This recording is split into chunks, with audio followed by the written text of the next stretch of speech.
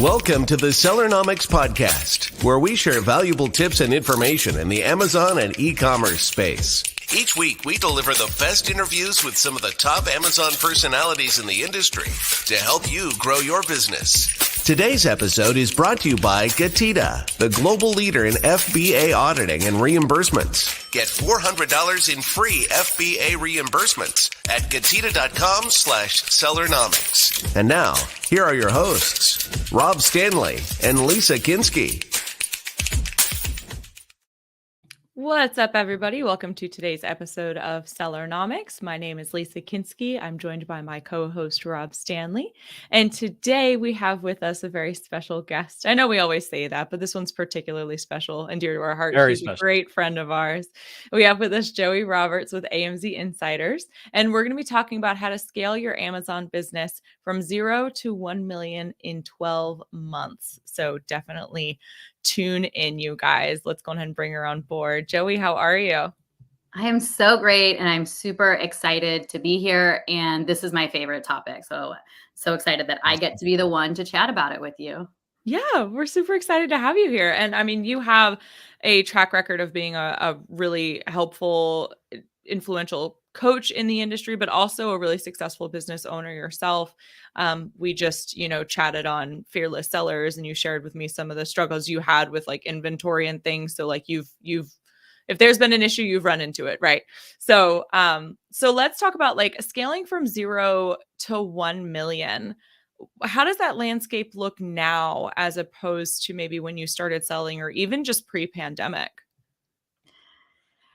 I always say, man, I wish that the AI tools we have today were around when I was selling. I launched my brand that I built from 0 to 1 million at the end of 2020, beginning of 2021. And I spent hours and hours and weeks digging into stuff, example, like negative reviews of competitors or product research, and digging into reviews that you can do in 2 minutes now with AI. So I just think it is such an exciting time to be selling, and it's 0 to 1 million is still hard, but there's tools that will help you get there further. So that's why I continue to sell, because it's evolving, and I just stay excited about all the new developments.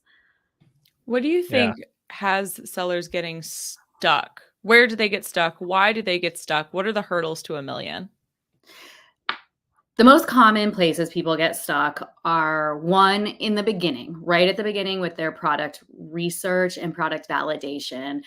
And product validation can still happen after you have already spent some money on a small amount of units, maybe like 300 units. So I'm really talking about like, as you're getting started, people will get overwhelmed, and they'll get analysis paralysis. And from there, they may be, I don't want to say it's not educated. Maybe they're not consistently pushing forward to get the help they need, whether it's from a software or a coach like me, to make sure that their products are going to be set up for success. So that's like stage one, is knowing your products, knowing your numbers, your keywords, and launching properly. So that's a real pain point.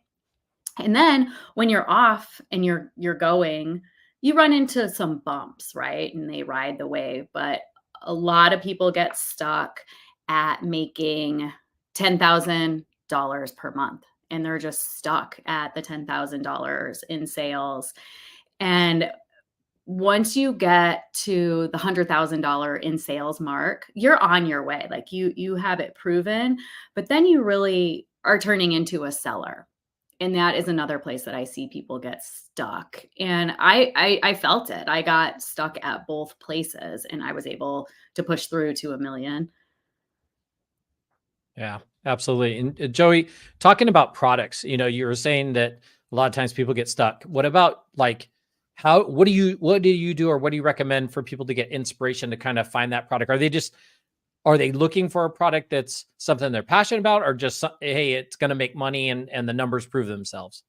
Yes, and yes, and yes. Like all of that.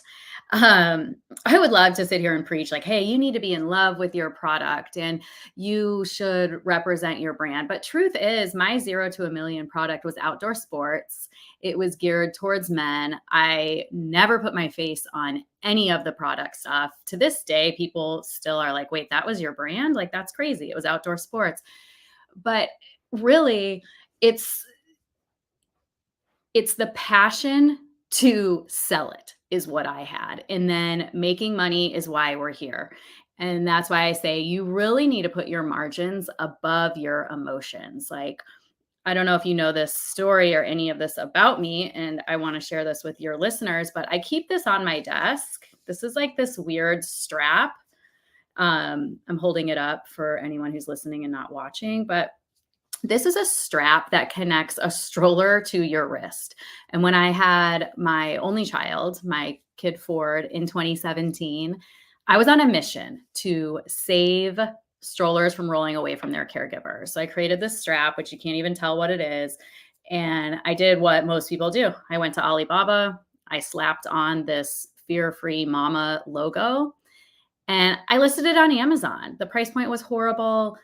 Margin in theory was like 70% because I was buying this for so cheap and I was listing it, I don't know, like around $7. So I keep it on my desk as a reminder that the first product I sold, and I sold it poorly, and I still have like 100 of them in my garage, but it does not define me. This is not the definition of who I am or was as a seller. And yeah, so that's like my little reminder of when it's like fail fast on a product and make adjustments and then push forward. And that was a emotional product. And then I flipped it and I was like, I'm going to put my margins first before I even order a sample or validate anything. I need to check that the margin is there. Yeah, I'm just going to put that up on the screen again because this needs to be on a t-shirt. Put your margins above your emotions. Somebody get that like custom inked and send it to Joey. No, I love that. And I love the idea for that product too. Because we don't live in a world, at least in the States, I've heard of countries where you leave your baby in the stroller outside of the restaurant and it's totally safe. And we have this hive mentality of protect baby. That's not how we live. Like I'm afraid of like somebody snatching one of my nieces or nephews when I have them, or the stroller rolling away, or you have the dog attached to the stroller and then the dog takes off. Like any myriad of things can happen. So I think it's a brilliant idea. Have you thought about relaunching it ever? I did look it up and I was like, well, it sells now, I think for like $14. The thing that bothers me personally about this is that it's kind of a funky product and it's hard to explain and it's not something people really think about. So there's on the marketing side to educate people that you need to attach this to your wrist and your stroller. And then also I walk around my neighborhood, and this is not the best way to test things, but hey, we're all human.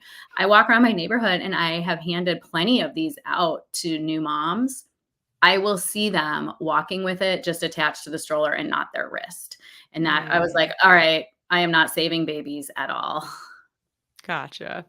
Yeah. Seems like when you're researching in this particular case, it was like, you saw the need for it, but was there a bigger need for it? Like, sure, a few people are going to want that, but it sounded like maybe it's not something that's big enough that everybody needs, right? And is that something that new sellers should be looking for? A product that is in demand, that people are going to want. There's a need for it, and maybe how do they go about finding that? Yeah, exactly. You want to be solving a problem, and you want to. If you're solving a problem that has already been solved, solve it even better. Like find a product, make it even more innovative. Like you brought up dogs, right? I like to think of the glow in the dark dog collars or the reflective dog collars. Well, hey, why not just make one that actually has lights all around it? It's just so much easier. Push a button, your dog's collar will actually light up. You can have it blink, you can have it be for holidays, whatever, but just it's solving a problem. And now people will see your dog in in the dark, or turn it into a vest and have it light up for Christmas, things like that. And that's really going forward. What is going to thrive on Amazon is having innovative products that are solving problems that people really need and also can connect to the brand. So we're building brands around our product, meaning people actually care who the people are that are selling the product instead of just buying a product to buy it. Yeah, absolutely.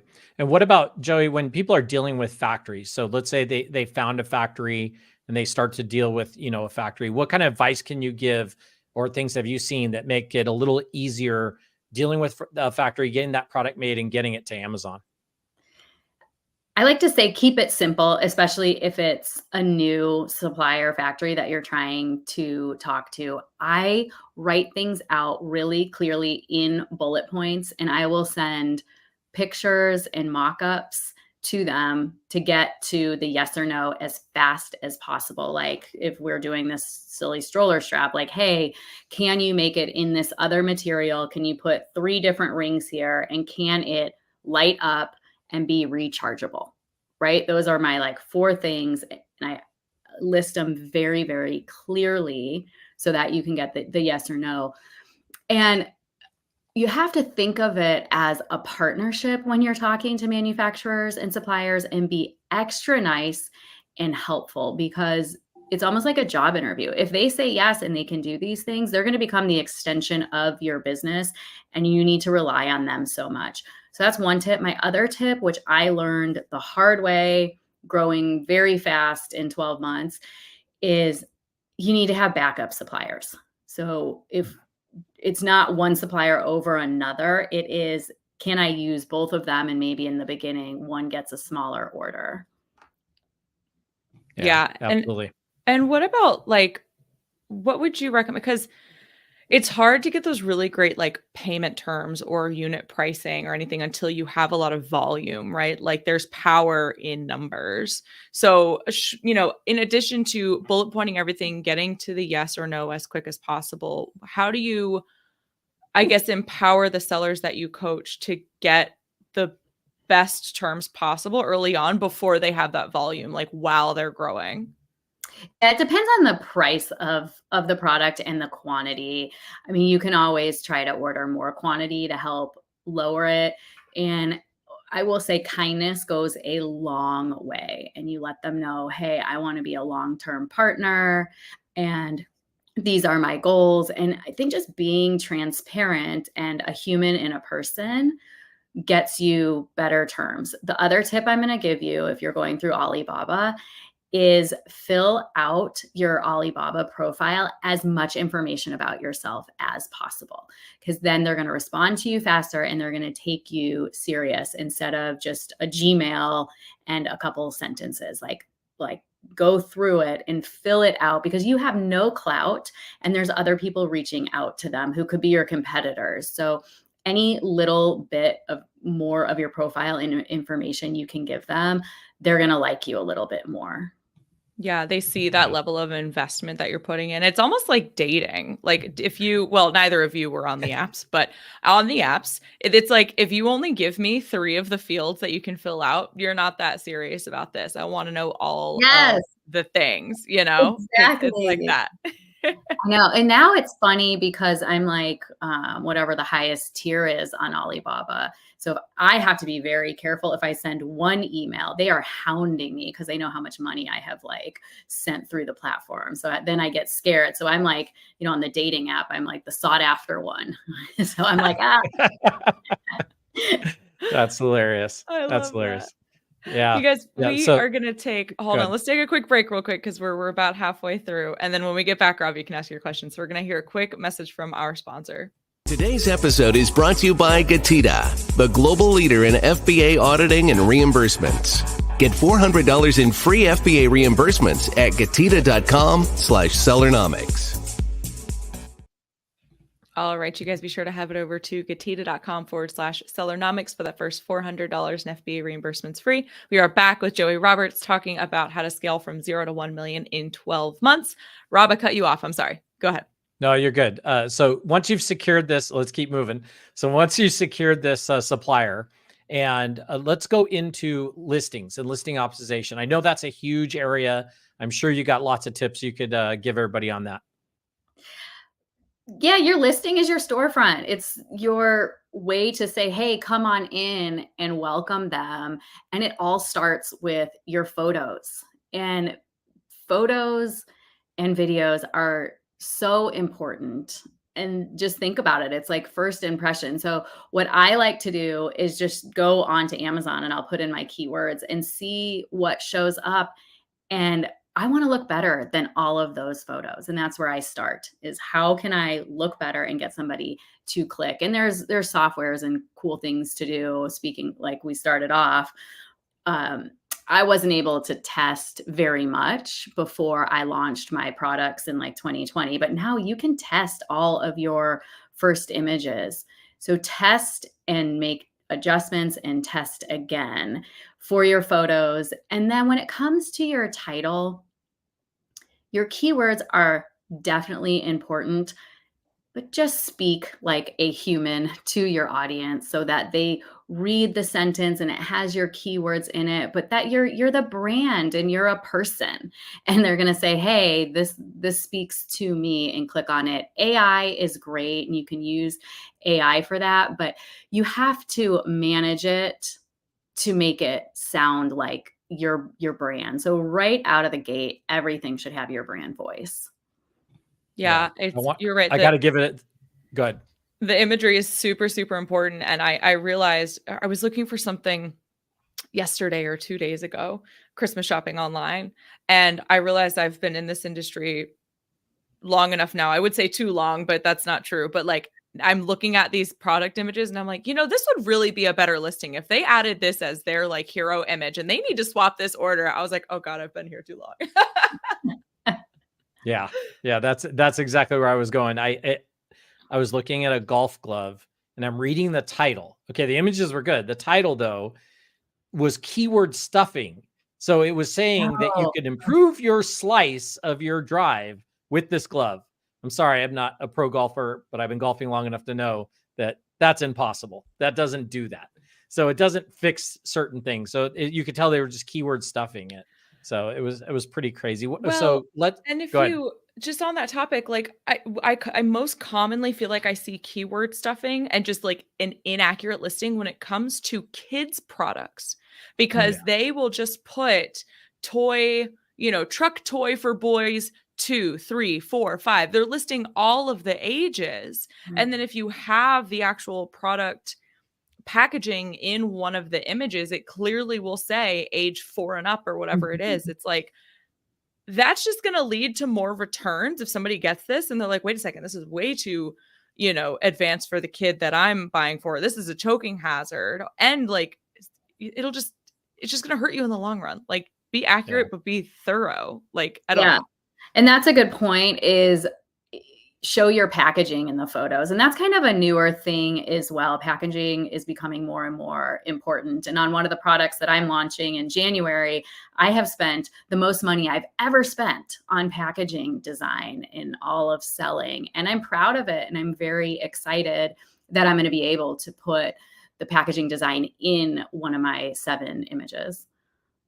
Nice. Very nice. Now, Joey, what about, we've been talking about, the product listing and everything. What about, let's talk a little bit about descriptions. What kind of key things should they have in the descriptions? And then maybe also let's transition a little to PPC and how important is that? The description, needs to be on brand point.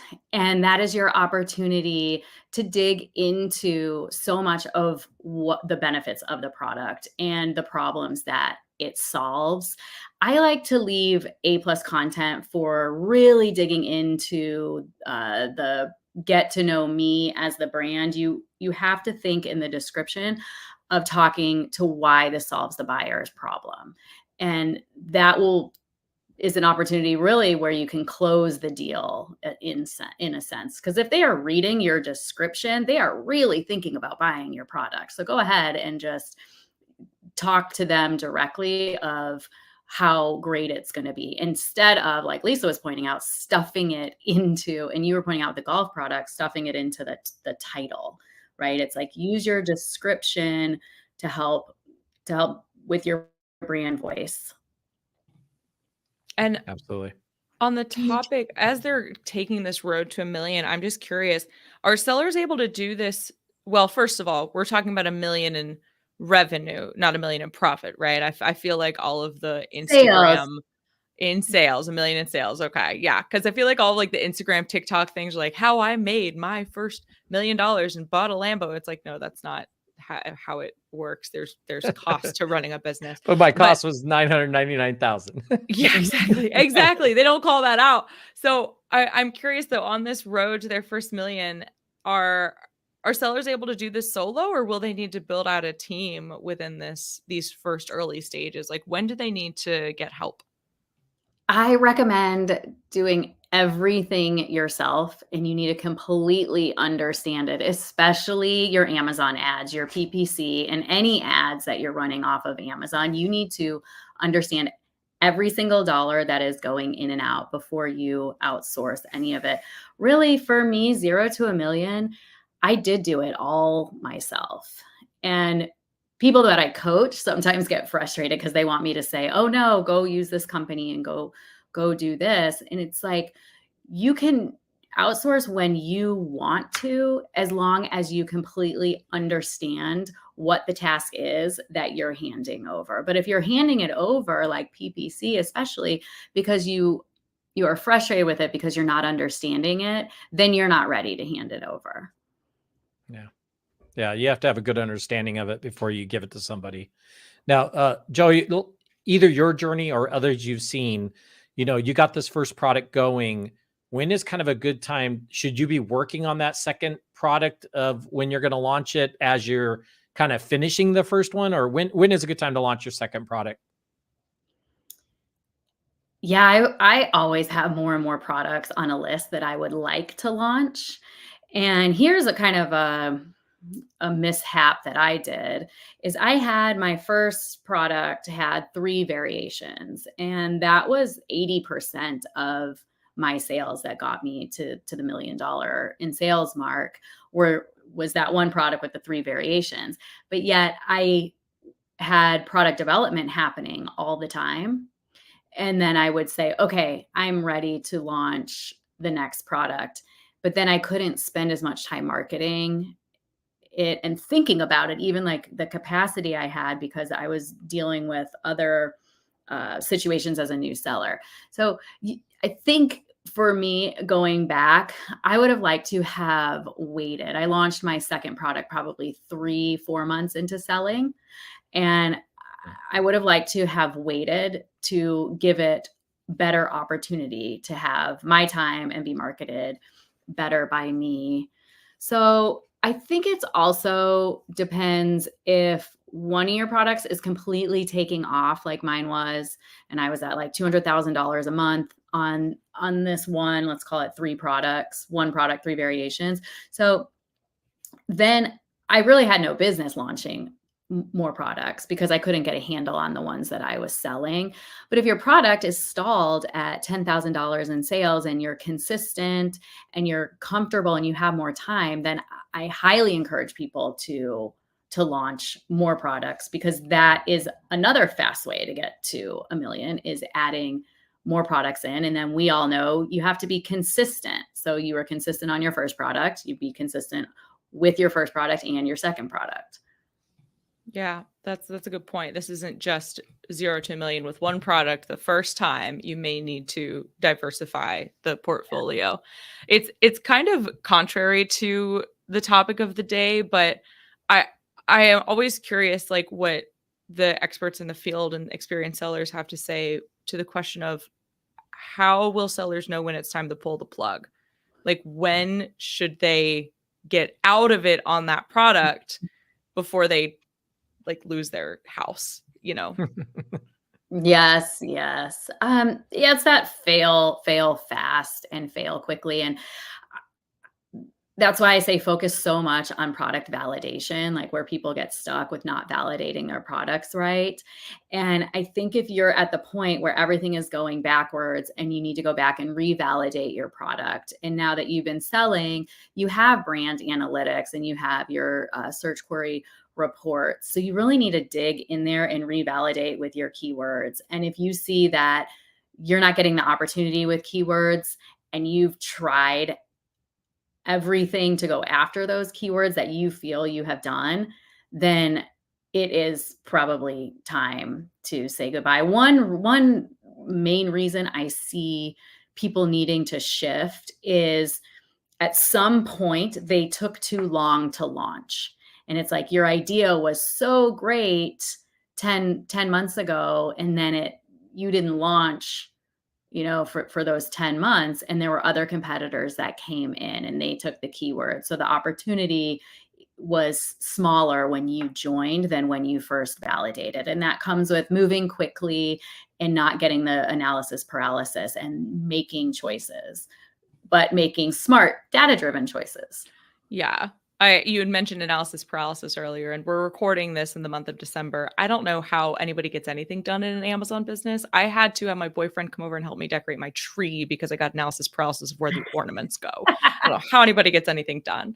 But on the topic of, okay, your competitor got in and got that keyword a little bit before you did. You waited too long to pull the trigger.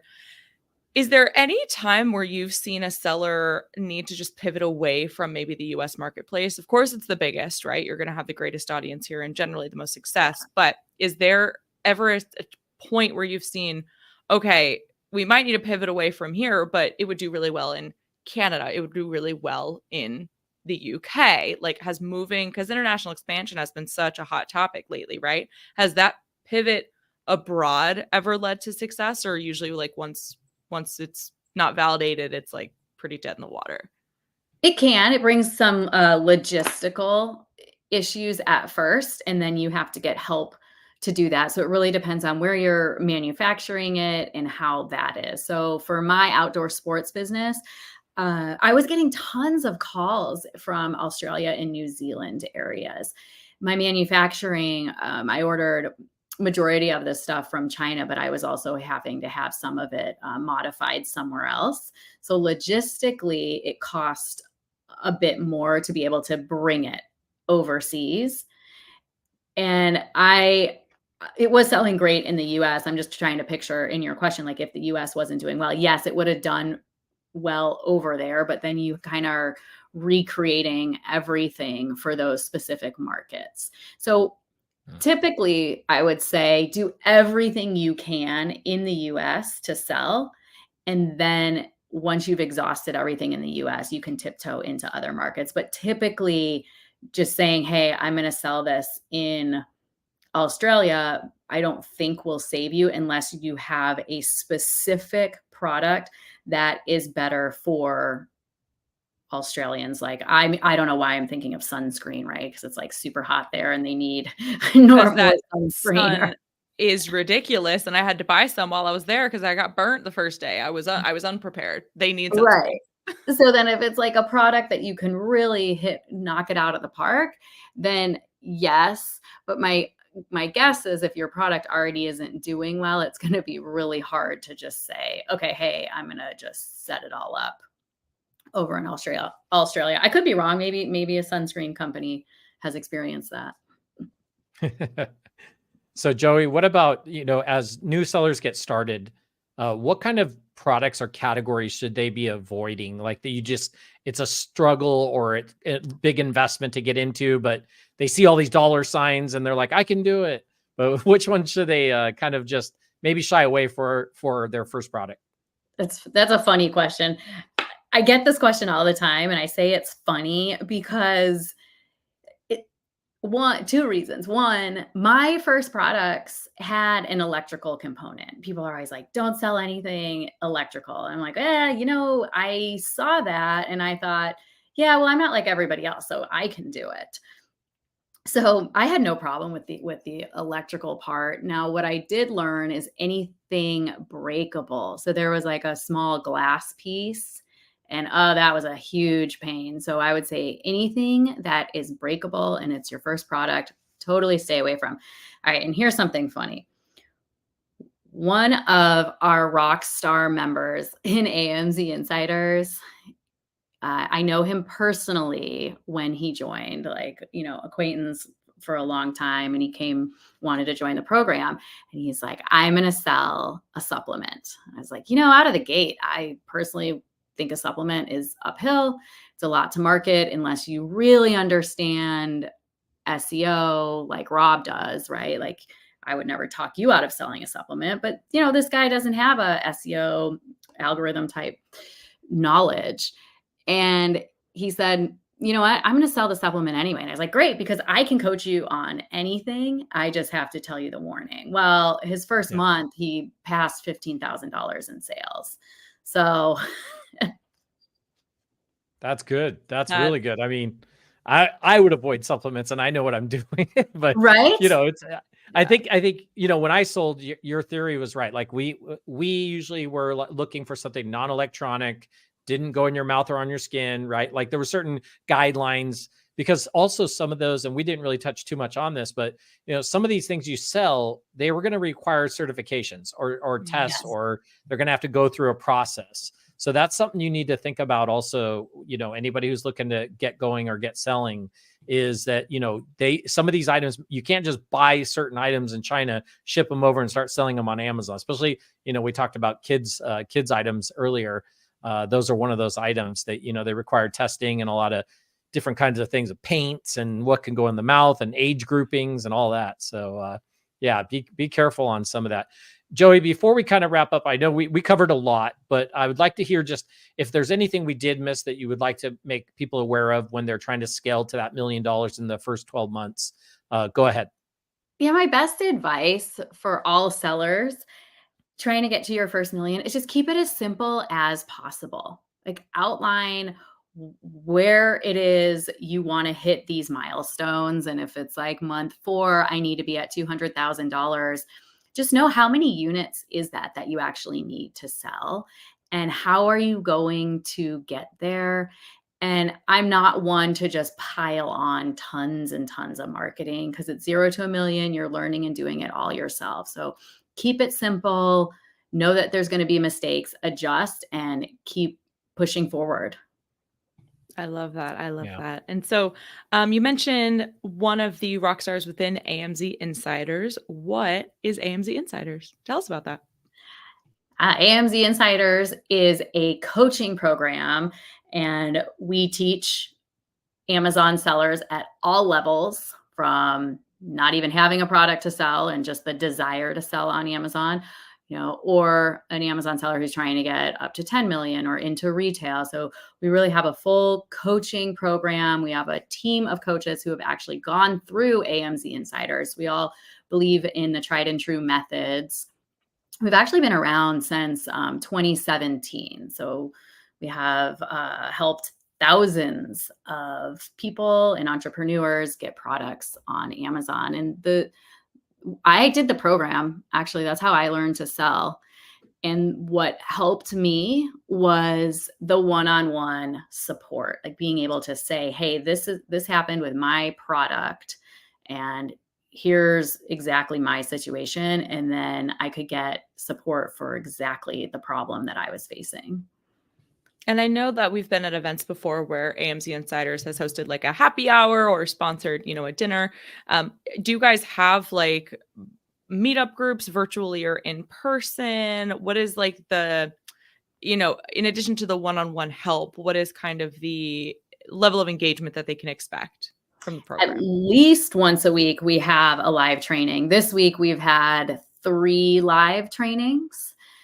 But yes, so I like to think of it as getting your advanced degree of selling on Amazon. So we have weekly trainings. We have several small group opportunities. We have an online community where everyone can ask questions. And then we have one-on-one coaching, and that also involves some one-on-one Zoom calls. So I like to think of it as a done with you program, but it is a step-by-step guide to meet you where you're at and to get you as far as you're ready to go. I love that. And if people are interested in learning more, or if they have any questions for you directly, where can they reach out? You can reach out to me. I'm all over. Instagram or email is fine too. My Instagram is joeyroberts.official. And then my email is Joie, it's JOIE @amzinsiders.com. And then our website has some information, amzinsiders.com. And then, my podcast too has tons of information where you can hear my full gritty story on my Fearless Sellers podcast. I love it. Huge plug there. Rob's been on the show. Yep. I recently recorded my episode. There's been so many incredible guests that you've had on there. So highly recommend. 5-star review from me. But Absolutely. Joey, thank you. Thank you so much for being here with us today and sharing all this amazing knowledge. We really appreciate it. Thank you. Thank you. And thank you so much for everybody who tuned in today. If you guys liked what you heard, please be sure to give us a thumbs up, share your thoughts with us in the comments, subscribe to the show, and we will see you on the next one. Thanks for joining us this week on the Sellernomics podcast.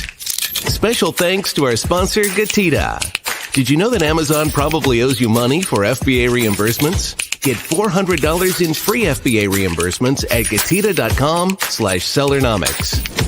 Be sure to join us again next week for more great tips on how to grow your business. And thanks again for listening.